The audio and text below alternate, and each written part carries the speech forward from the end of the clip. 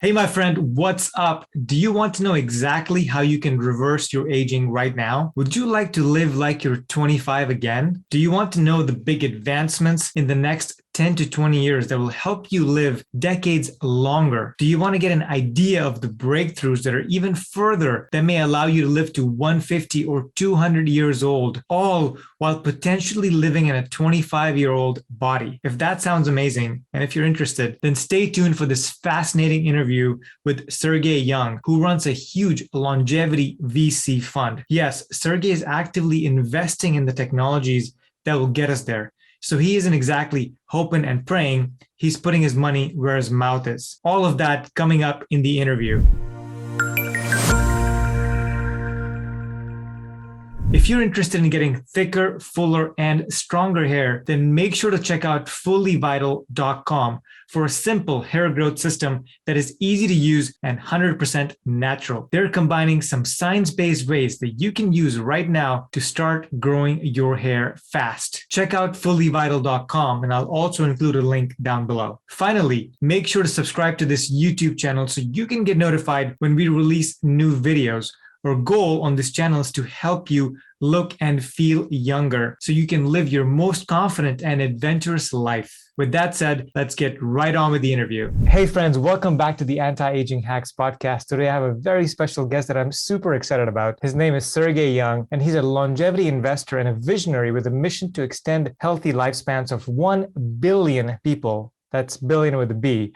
To do that, Sergey founded Longevity Vision Fund to accelerate life extension technological breakthroughs and to make longevity affordable and accessible to all. Sergey is on the board of directors of the American Federation of Aging Research and the development sponsor of Age Reversal X Prize, global competition designed to cure aging. Sergey is also a top 100 longevity leader who's transforming the world one workplace at a time with Longevity at Work, the first nonprofit corporate longevity program of its kind. Lastly, Sergey has been featured as a top longevity expert on CNN, Fox News, and Forbes, and he's an author of a book called The Science and Technology of Growing Young, which I've been reading nonstop for the last few days, and I'm loving it. He also has an online extension platform, life extension platform at sergeyyoung.com, and he's very passionate about sharing the news and what's coming down the pike with longevity. So with that said, Sergey, welcome to the Anti-Aging Hacks podcast.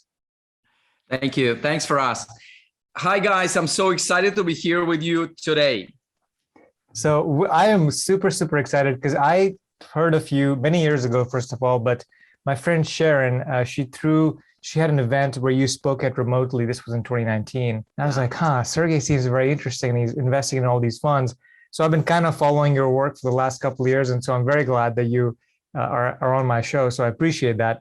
So to give the listeners a little background about who you are, Sergey, give us a brief about how you got into your background with education, how you got into, and how you got into longevity. Yeah. Okay. So education, chemical engineering first. Second is banking and insurance. Third is executive MBA, business administration.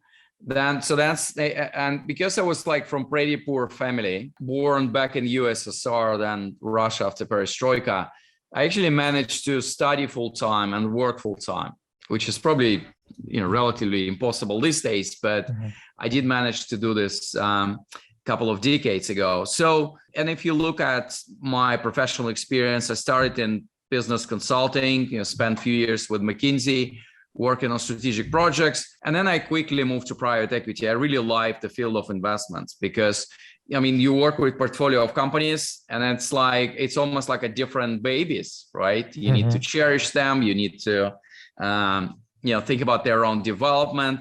Each of the companies that you invested in requires their own influence strategy or development plan or the kind of review of growth opportunities as well. And with some, think about some of them, you have sleepless nights, so that's similar. So then I've done investments for the last 20 years, mostly in private equity. This is really large tickets, like large deals, hundreds of millions of dollars. But then when I got longevity virus, as someone from longevity community told about me, I got my personal health crisis back in 2014, and Well, it does sound like personal health crisis. It's nowhere near some of the dramatic experiences that other people had. So I just happened to have extremely high cholesterol level. And well, apparently, as I discovered later on, I have genetic predisposition for high cholesterol, but I had a choice to live on medication, taking pills every day for the rest of my life, or to change my lifestyle, to redefine my personal health strategy and become a healthier man. And I kind of took a second path. I really enjoy it. So I thought I need to make a change in the world so more and more people can use natural means, so current science, technology, changes in life to become a healthier and happier version of themselves. So I set up Longevity Vision Fund roughly around 3 years ago. And I thought it's going to be relatively smaller funds, like $100 million is insignificant in financial industry terms, but it is significant for longevity as an industry. Longevity is still an orphan for biotech, for big pharma, because aging is not officially recognized as disease, so you cannot really protect your own investments. So that's why I'm one of these few crazy guys investing in longevity technologies. And what I like about our mission in LVF and my personal mission, and we're trying to bring affordable and accessible version of longevity technologies and healthcare to the world. And like almost every investments that we make in are improvement against the current practice and the current cost by 10, 20, not percent, but times. So I'm really enjoying this part. And since this is my mission, I spend quite a lot of time doing different projects in longevity space, like Age Reversal X Prize that you mentioned, together with Peter Diamandis. We have support from George George, David Sinclair, Nir Barzilai, Terry Grossman, Ray Kurzweil. So this is pro bono competition. Yeah, I'm doing this Longevity at Work program. I'm advising one of the largest companies on earth on their corporate longevity programs. And again, I'm doing this for free. This is, me trying to change 1 billion lives rather than trying to make money. So I always insist I'm not taking any single dollar for that. And I wrote the book. It was amazing 3 years journey. I spoke to 50 plus stars in the in the field of science, technology, of health and longevity, and it was really amazing. And book became so popular, so I woke up popular as well right after August 24th, and it's been great. Wall Street Journal bestseller, USA Today bestseller, #1 on Amazon in 3 categories. So I'm really enjoying the impact that we actually managed to make with this book. That's fantastic. And the book is called The Science and Technology of Growing Young. As I mentioned, it's a great read. And Sergey, what he's done is a lot of other people that write books, their books are super long. They're 300, 400, 500 pages. And the chance of people finishing that book is hard. But Sergey's brought it down into, I believe, just over 200 pages. And it's just hard-hitting. He gets right to the issues of concern and talks about them and gives you the ideas. And he's got a very interesting vision of all of this because he's an investor. He's looking at companies from an investment lens, meaning what can work? Where would I put my money into or my client's money into? And so that's a different lens than somebody that's just trying to and hoping for something to work, right? So thanks for bringing that. Sergey, in this book, you talk about how long people can live, how long you want to live. So how long do you think people that are listening to this podcast, 30s, 40s, 50s, even 60s, how long can people live currently that are already alive, I guess, in middle age? So I do believe that it's totally feasible for all of us to live up to 100 years, at least. Mm-hmm. So even knowing what we know today, it is possible to add another 10, 20 years to our lifespan. So this is not really far away from today's 70, 80. The average lifespan is within these boundaries. So another 20 years is kind of okay. You just need to follow, my 5 longevity buckets from the bonus chapter of the book. And that's it. And it's a combination of some low tech stuff like your lifestyle choices, like a diet, physical activity, mindfulness and meditation, quitting bad habits, right? Not smoking, using your seatbelts. So that's kind of one thing. And then the high-tech stuff, like using the benefits of early diagnostic, which is available to us now. And that's it. So it's 100 years. This is what I call now horizon. This is what all of us can do. People find it pretty boring because as this is the stuff my mom told me, but I just don't have a discipline to implement that. So that's why I put it in the bonus chapter. The main body of the book is about different horizons, as you've seen through your reading. So like 70% of the book is about what I call a near horizon of longevity innovations. So these are the technologies and scientific discoveries which will be available to us in the next 10, 20 years. And I'm talking about gene editing and gene therapy, organ regeneration and regenerative medicine overall, including stem cells, and longevity in the pill, like new class of drugs that we're going to see in pharmacies in the next 5, 10 years, which would focus on fighting aging in its core rather than fight any individual disease. So that's, again, near horizon of longevity innovation. And it's very likely that we're going to see the outcome of that. We can use it in the next 10, 20 years. So it is important to stay on longevity bridge, to stay healthy and happy in the next 10, 20 years so you can enjoy it. So if you think about the technologies from near horizon of longevity innovations, this will obviously help us to live beyond or far beyond 100 years. And as we speak, the current maximum lifespan on Earth is 22 years. It is interesting that I do believe that within this near horizon, we'll be able to have the technologies to break this sound barrier of 122 years. I'm pretty sure about this whole thing. But just to be your reliable discussion partner, I'm 50. So for all of you guys to check if I can keep my promise and if I can break this 122 years barrier, all of us would need to wait another 72 years. So so I'm careful with that, but I have no doubts we're going to live far beyond 122 years in the current biological form, and it's going to be due to these innovations that I define and describe in the book.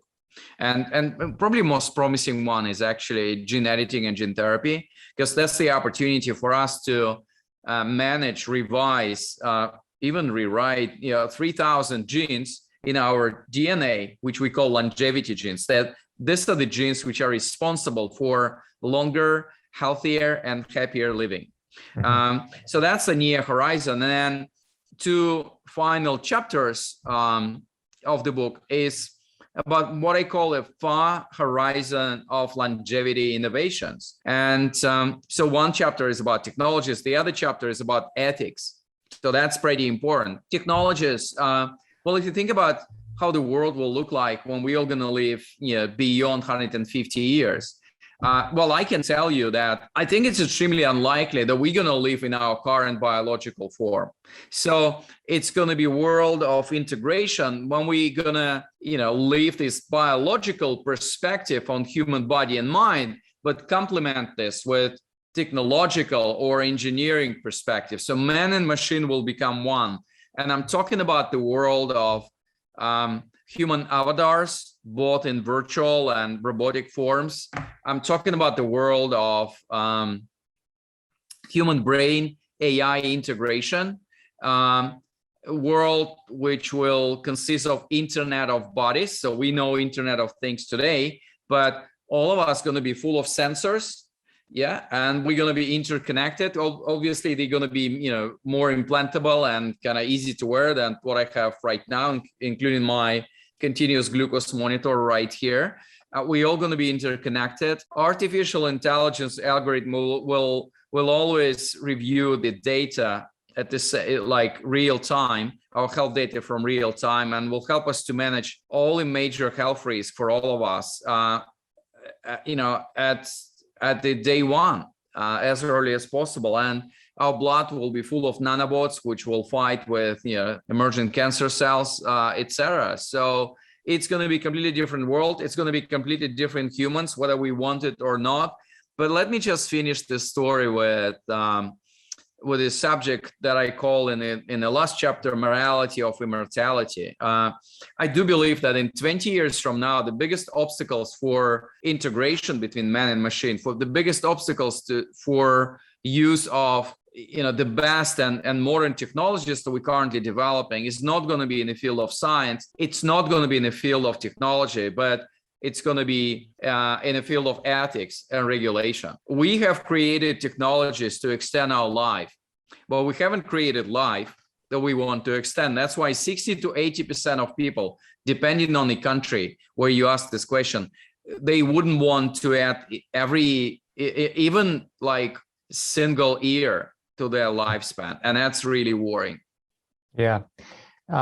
This is a Bruce Springsteen song, right? Life goes on, even when the fun of living it is gone. That's like a famous line that he sings. So we'll come back to that, Sergey. The only other people that I've had, and I'm super interested in this topic, right? That's what the podcast is about, is anti-aging and longevity. The only other people I've had on the show that talk about super longevity or immortality in a way have been Jim Stroll, who is the I know founder. him very well. Yeah, he's a good friend.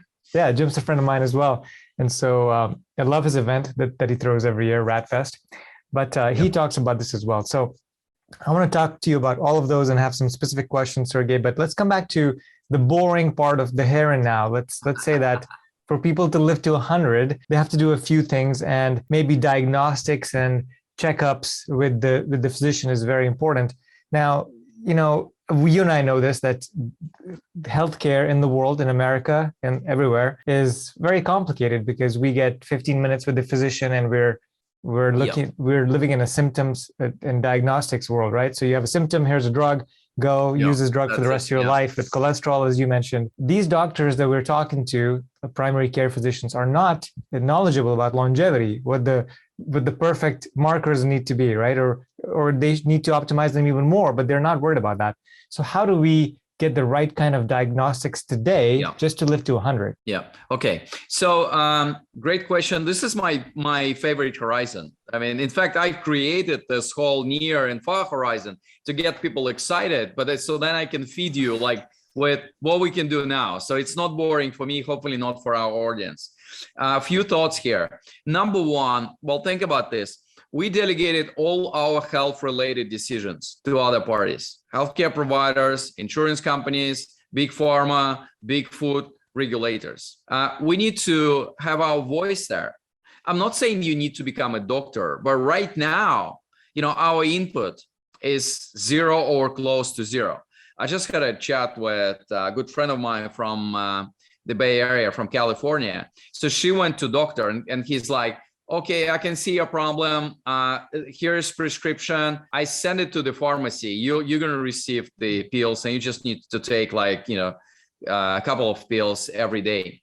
So her question was like, can I just know what is the title of the pills and how it works exactly? So his response was like, you don't trust me. I'm your doctor, so I know what is better. You don't need to even know what this pill is about. Just trust me. Mm-hmm. Well, unless he was selling her placebo, which would be great. I was really shocked by that. So what I'm saying, we would need to stay on discovery path and go on the discovery path about how human biology works, how your body and mind works, what is good for that, what is not good for that, and what is your low-tech and high-tech choices that you would need to make to stay healthy. So high-tech, literally two things. One, the power of wearables. And they are not wearables anymore. They are our personalized healthcare devices, right?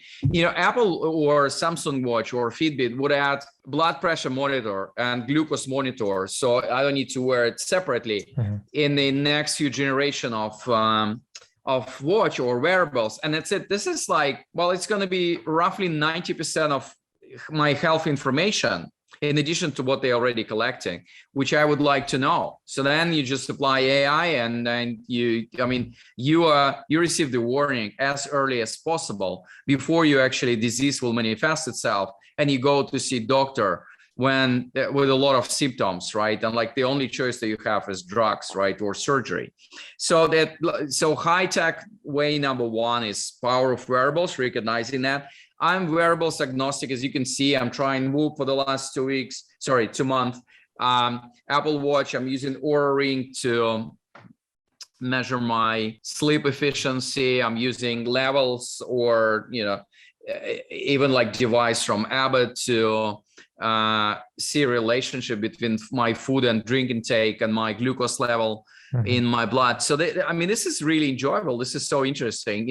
Some of the stuff, like, if you have your French fry, you're not going to be surprised with glucose spike. But in some of the cases, like a freshly squeezed orange juice that I had in Italy, I spent like a summer in Italy every year. And I was like really surprised with the impact it had on my glucose level. It's so logically explainable. But when you so every time I'm about to do something, do scene, and take out, go away from my routine and diet habits, I'm like visualizing this glucose monitor on the app in my smartphone, and I'm like, okay, no, I'm not going to do this.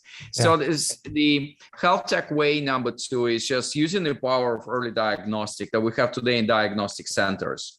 You don't need to go to Human Longevity Center in San Diego. This is where I go every year.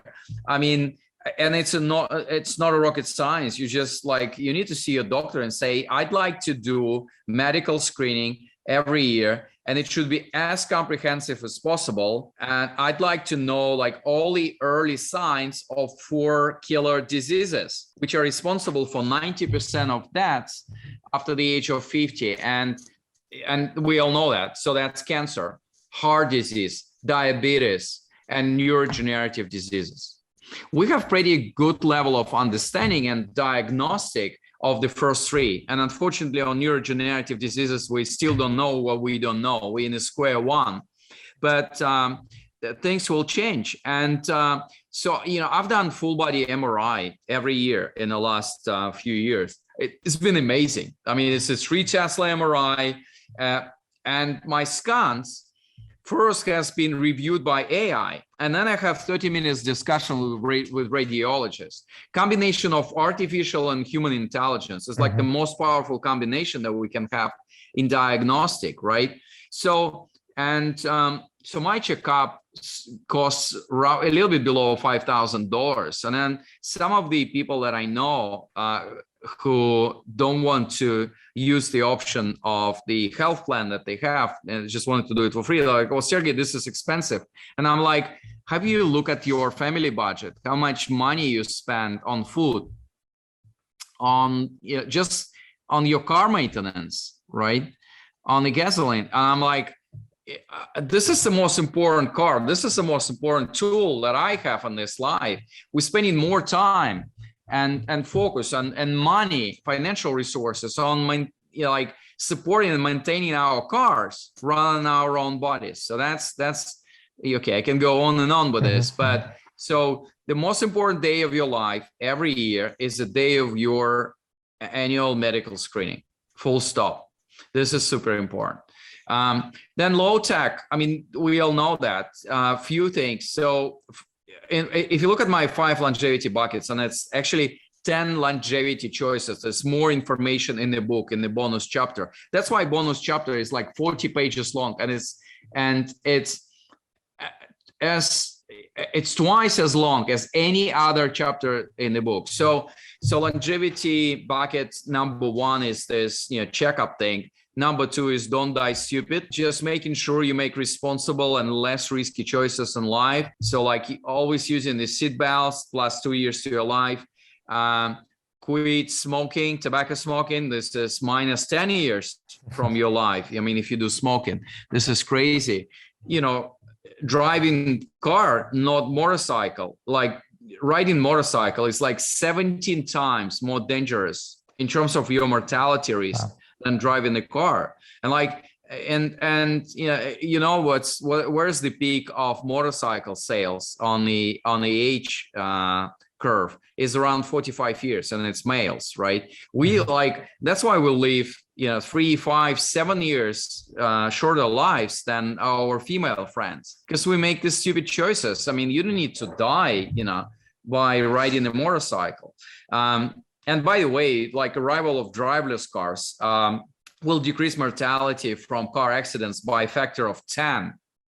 Imagine that. So I'm super optimistic about this whole thing. So longevity bucket number 2 is don't die stupid, or what I politely call passive longevity. Number 3 is about diet, and there's a lot of disagreement in nutritionist world or in the scientific world what actually extends our life diet-wise. But what I do know that there's one agreement: decreasing the number of calories you take every day is going to add another 2, 3, even 5 healthy and hopefully happy years to your life. Well, it's easier to say you need to eat less. Like, how are you going to do that? So my life hacks is I'm heavily vegetables focused. I'm not in my diet. I'm not a vegetarian, though I'm pretty sympathetic with people who made this choice. But like, I really like limit the amount of meat and fish protein that I'm taking. And like vegetables, they're so intense in terms of the calories. So even if I will, have half of this table like full of vegetables for my dinner, I'm still gonna be fine on a caloric scale. So that's one. Taking out all the sugar from your diet, like sugar drinks, anything which have added sugar, like processed food, and fasting.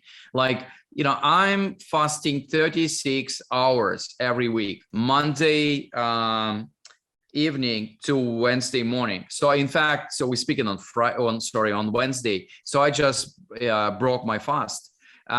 36 hours, amazing. Mm-hmm. Statistically, it's like minus 15% of your weekly calorie intake, and it's brilliant for many processes inside your body. I mean, obviously, you need to seek your doctor advice if you have very special conditions which prevent you from fasting. And I assume it's worked differently for ladies because of the different way the hormonal system works. But like for men, just go for it. And if you are woman, just discuss it with your doctors. I know a lot of smart and beautiful women who are actually going through fasting routine every week as well.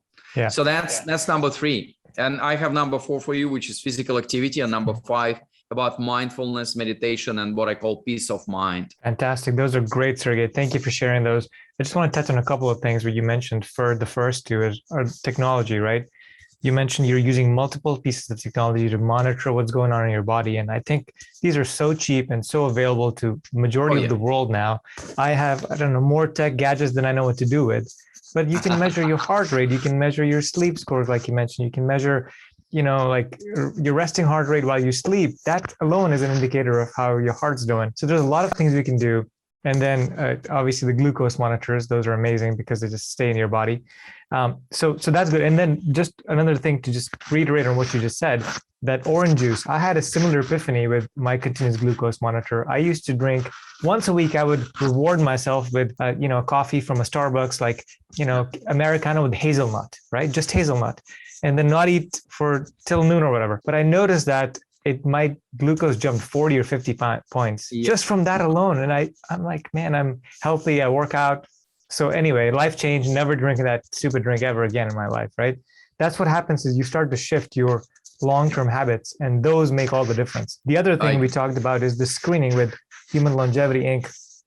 Your friend, Peter Diamandis, he started that center, and I've been there, and I've almost done mine.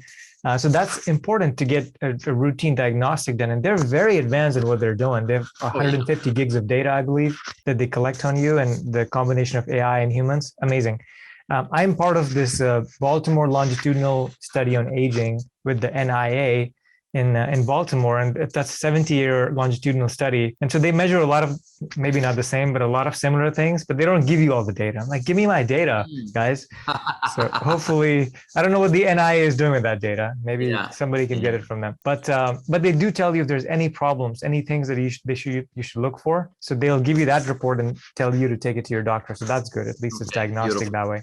Okay, so let's touch on some of the interesting things, Sergey, that I'm sure the audience wants to hear about. And we only have 20 more minutes, so we got to hurry. But the near horizon of aging, or the near horizon of longevity, as you mentioned there's a few things we can do, right? There's precision medicine, there's diagnostics, there's DNA and gene editing. So let's touch on DNA, because people would can look at that and say, okay, this is something that might work for me. So in terms of DNA, there's 2 things. One is gene editing, where you go in and you clip out portions of the genetic makeup. So you remove bad genes from your whole body or specific cells. And then 2 is actually gene therapy, where you send in a protein or an RNA piece that can create the proteins that you need, and these goes into cells. And there are different technologies. What is the use case of gene editing versus gene therapy? Yeah. So, well, first of all, we just need to realize that we're still far from, our ability to use that to solve our immediate health problems. So, but nevertheless, we made a huge progress in the last 25 years. So 25 years ago, it took US $3 billion and 13 years to sequence one human genome. Today, you can sequence human genome for, a couple of $100 and few hours. So that is great. So we are in the first stage of, using the gene therapy and gene editing as a tool to manage our own health and to increase our own longevity. And the first stage is always understanding, analysis stage, our ability to dig into that and understand that. So, so that's one. Second, we still when we started with CRISPR, right? And this is genetic scissors, as people usually call decades ago. There was the only technology to alter genes, right? And it's still it's pretty risky. We currently investing, and we're a small part of the people who are investing in genomic medicine. This is why we call gene editing and gene therapy a field. So this is actually very popular now. There are a number of technologies which are currently in development, which will help humans to make ourselves being lucky in genetic lottery. And so in some of the technologies, you will actually need to cut genes. In some of the technologies, you just use proteins or anything else to switch on, switch off the gene. So you're not going to be changing the composition of your DNA, but you just make sure this particular gene, which is, goes against your health for some reason, is switched on. So it's just not manifesting itself inside your body. So that's basically gene editing. So you have your DNA and it works for your body in a certain way. And then you use gene editing technique to make sure that good genes are working well and bad genes are not really interfering with the processes inside your body. Number of technologies in development. I'm very optimistic about this whole thing. But then gene therapy is a different class of tools where you can basically you have something. You're making changes outside of the patient's body, right? So you take the cells, and you use different procedures. You can take immune cells, right, and rewire them to fight or be more active with fighting cancer cells. So this is why it's called gene therapy. We are living in a world of revolution in gene therapy, because 20 years ago, there was literally a handful of people who can actually benefit from gene editing, and they had nothing to lose. They were about to die. That's why everyone felt comfortable, including themselves, trying a new gene editing techniques called CRISPR. Well, right now, gene therapy is created in the form of drugs and interventions, which are available to a much bigger addressable market.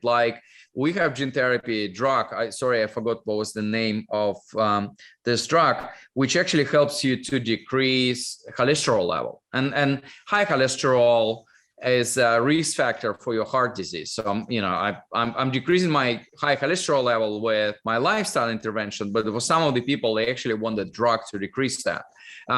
So every 6 months you do this intervention. It's still pretty expensive, but high cholesterol problem is applicable to 40% of Americans and people in developed world. So we have the widespread solutions now, or mRNA vaccines. mRNA vaccines are the outcome of gene therapy technology, right? It's not necessarily gene therapy, overall, because you're not working with your own genes, but with other genes, with the virus genes. But it's the same. And we are now part of the global experiment. And I do hope it's a positive experiment. I literally think so, with vaccination against COVID. And I was just looking at the article a couple of months ago. I think it was New York Times, and it's the headline of the article starts with Moderna vaccine has been developed in the course of 2 days. This is amazing, right? So, obviously they put a lot of work, like decade plus work before to make it possible to design this particular vaccine in 2 days. But I do believe that the opportunities that will be brought to us with gene editing and gene therapy, with genomic medicine, as we call it, is amazing. And again, we know all 3,000 genes inside our DNA, and we can understand like how to alter that, how to use it in our genetic setup and makeup, and leverage that.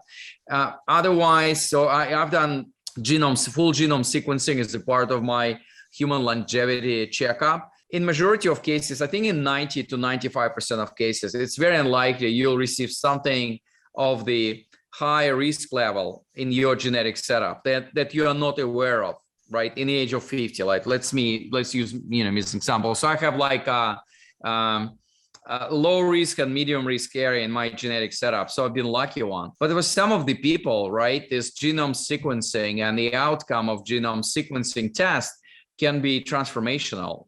So if you have extremely high level of genetic predisposition of certain killer disease, you're very likely to have a different dialogue with your doctor, right? In terms of the cure and prevention strategy. Well, at least you're going to be, doing your checkups in this particular field with this particular risk much more frequently to be able to catch it at much earlier stage. So it's still in development stage. Although I must say, even like with the things which are available to us now, I think it's just fascinating. Mm-hmm. Yeah, and agreed. There's so much going on, and this change is coming at such a rapid pace that is going to be an exciting future for the ones that want to take, advantage of it. Now, let's touch on the concept of organs, right? There's organ damage as we get older with kidneys, and if you drink too much, there's liver damage, and we know it turns to fatty liver at some point if you have obesity. What's on the horizon, Sergey? And you touched this in your book with organ replacement or regeneration inside our bodies. So we have here in the US, we have 117,000 people waiting for donor transplants. That's a huge problem. Okay. Like 17 people die every day because they couldn't survive that long to stay on the waiting list. So, and majority of demand is actually kidneys. This is more than 80%. And then liver, more than 10%. So, let's focus on this one. What we currently have in the world, right, and in the labs and in startups, a lot of people are working on finding alternatives and giving us the opportunity to replace our organs. Think about the old car. We can extend the resource of the old car just simply by replacing kind of parts, spare parts, even the engine, right, which is equivalent of our heart or brain. So this is what's going to happen in the next 10 years or so. And number of solutions are here. Like we can use, other animals to regrow organs, like pigs. Pigs are like the most genetically identical to us. I think it's like 99% DNA match. You've seen the publication done pretty recently. I think it was in Boston when they, transplanted the kidney from the pig to the person, right? Pretty successfully. So that's kind of one thing. The other solution might be to use 3D bioprinting to print organs. And we're still at early stage of development of this technology. So you've seen the news like, a heart has been 3D printed. The same goes to liver, some of the other things. More than 90% of the organs which are 3D bioprinted today end up in labs. They actually help to speed up the biological research, which is like super important. One thing when you need to wait for donor liver for your research, and then you're trying to compete with all these people in the waiting list who actually needed to survive, that's a difficult ethical choice. The other thing, they just use bioprinted heart or liver or any other organ for your research. So there's a huge acceleration to our ability to make this research. So, but then in the next 5 to 10 years, this thing will change. So we will have more and more opportunities to use 3D bioprinting for organ replacement. And then the final thing is 2 years ago, we invested in a company called Genesis. They're based in Pittsburgh. And what the technology that they've developed, they take donor liver, split it in 50 to 70 pieces. And that's the opportunity to help 50 to 70 patients, not one-to-one. And they use this small nucleus of the liver to put with very simple surgery to your lymph node. It's actually here, right? This is like the best place to regrow liver inside your body. And then in the course of 3 to 6 months, your body, your lymph node is actually regrown the liver. Wow. And that's amazing. And they've done trials with mice, dogs, pigs, primates, with monkeys. And they just got FDA approval for human trials earlier this year. So they're starting the human trials in December this year, 2021. That's amazing. This is beautiful. So we just need to stay on longevity bridge, make sure that in 10, 20 years from now, our body and mind are at the stage when it actually enjoy and it's worth extending its resource. Yeah, that's amazing. And I don't have time to ask you this question, but you touch on this as well. And I'm a big believer in artificial intelligence and the power of the data that we're going to start accumulating from not only the sensors that we wear in our body, but also sensors inside our body that are going to be sending streams of data real time to some kind of master aggregator and AI algorithm that's going to say, okay, this is personalized to Sergey or Faraz. This is what's going on based on your genetics, epigenetics, based on your nutrition, based on your age, whatever that may be. And here's the right course of action or the right drug for you to take for this condition.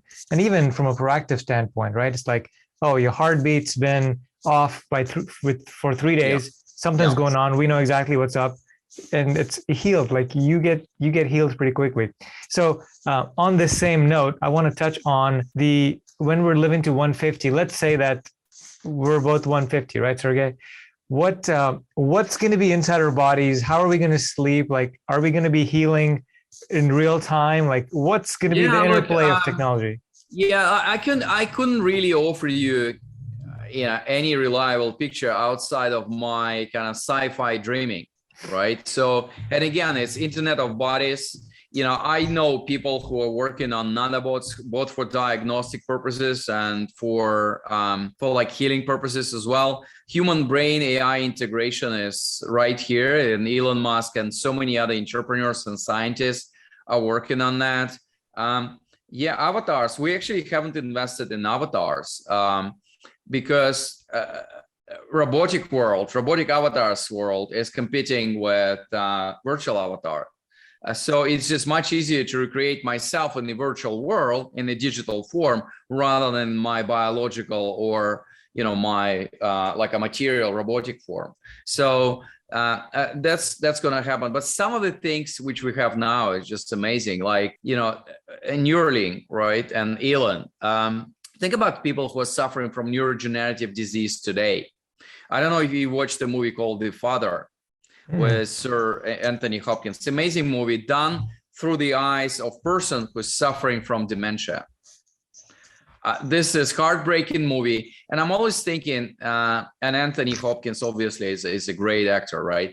And I was just thinking, what if we can use human brain computer integration only to help these people, to support them in their last 5 years on Earth, for them to be not a liability, but an asset for the family, community, for the nation. Yeah, so think about this one. But some of this stuff is just mind-blowing. I've seen a bot, it's not nanobot, in the size of like this, well, actually like 50% of this, with 4 engines there. So it's actually, you can swallow that. And then they use these 4 engines like to go inside your body, and I actually, it's going to exit the body in a natural form, but to do like a diagnostic, such a replacement to gastroscopy or colonoscopy as well. But like 4 engines, It's almost like a rocket, as I, so it's been amazing. Yeah, I really like to spend time with these crazy entrepreneurs and people. We're not necessarily investing in like a cutting edge of that, because our mission is affordability and accessibility aspect. So I'm not interested to invest in something which would cost millions of dollars and will be available to a handful of people. We're actually working, and we're focusing on investing and supporting development of really mass products. Mm-hmm. Fantastic. And this is, I believe, maybe the most important question I ask you of this interview, Sergey. You mentioned this in your book, and David Sinclair talks about this as well, in that in the future, humans will be able to choose which age they want their body to be like in a past. So if you want to be 25, you can be perfectly physically in the form of 25. What is your perspective on this, and how will we do that? Sure. So I think I know a lot of people who just don't believe in this stuff. And the reason being, we use very old model or existing model of influence on human health. And the old or existing model is like the way for us to increase our lifespan was always avoiding early death. So that's why we doubled our lifespan in the last 100 years on Earth. Well, things has changed. So again, right now we know, all the genes inside our DNA, which are responsible for aging processes inside our body or for longevity. In fact, if you do a study of people who live 100 years and beyond, we call them centenarians, and a very good friend Neil Barzilai done this study. There are a number of studies like that. In fact, this, 3,000 longevity genes are, working on completely different level inside their own bodies. So I do believe that in the 1 or 2 decades from now, we will be able to reverse aging processes inside our bodies. So that's why, you will be able to pick up your own target age, whether it's 25, 35, or 45 years. People usually kind of have a choice within this 25 to 45 years horizon. And it works. But having said that, I just wanted to share something which served for me as a wake-up call about the thing that we don't need to wait another 10, 20 years. There's something we can do now. I've just seen this study where for the group of people, they managed to reverse their biological age by 3 years. So all of them became 3 years younger in the course of 8 weeks. And what was the huge scientific method that they used? Change in diet, exercise, and sleep. That's it. 8 weeks minus 3 years. Mm-hmm. Fantastic. Fantastic, Sergey. Thank you so much. Folks, for you listening, Sergey has written a fascinating book, The Science and Technology of Growing Young. You can also find Sergey and learn more about him at sergeyyoung.com. Sergey, is there anywhere else people can go to get you? Yeah, the easiest way to sign up for our newsletters on sergeyyoung.com, and obviously, read the book. I'm so happy to be engaged in dialogue on Instagram or on Facebook or on LinkedIn. It's a fascinating topic. But otherwise, guys, stay healthy and happy. Thanks for your time. Thank you so much for coming on, Sergey.